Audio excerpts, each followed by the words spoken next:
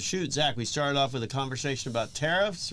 We then got into having the right expectations as it results to the great wealth transfer and what folks need to know about that. Yeah, and as well as some questions that both sides need to be asking. Before the break, we were on the side of what Gen Z needs to be asking. Again, that was, what do I want this money to do? How do I honor my family's legacy while building my own? What causes or charities matter to me? And how do I balance spending, saving, or giving? Now, there's also a flip side of this, and what baby boomers need to be asking the Gen Z recipients. There's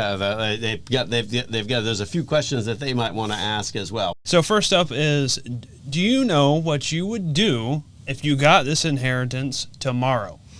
And how would you handle that? So that really can lay some groundwork of what's going to happen once this passes on to them, especially if that's kind of a bit of a spur of the moment question. You're going to get probably a pretty honest answer.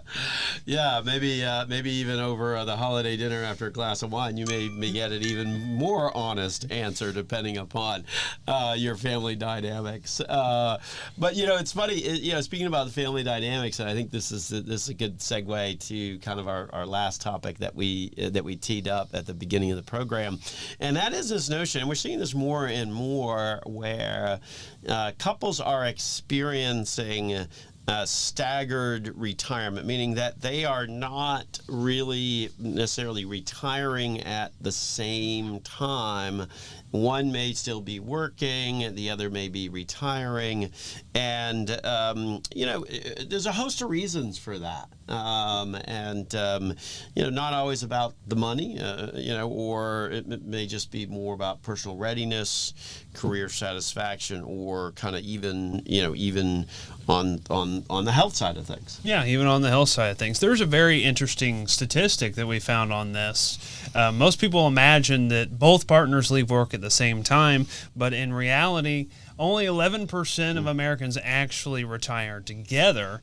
In fact, 62% retire more than 1 year apart. Yeah, I mean, you think about that. I mean, that's only 1 in 10 that are retiring together. 2/3, it's an extended difference, if you will, in terms of the timing. And then that obviously, as we were just talking about, important to have good communication. And also ultimately to sort of understand the emotional side that comes with that, right? Because maybe there can be some jealousy or resentment or any of those kinds of things that come with that staggered retirement situation.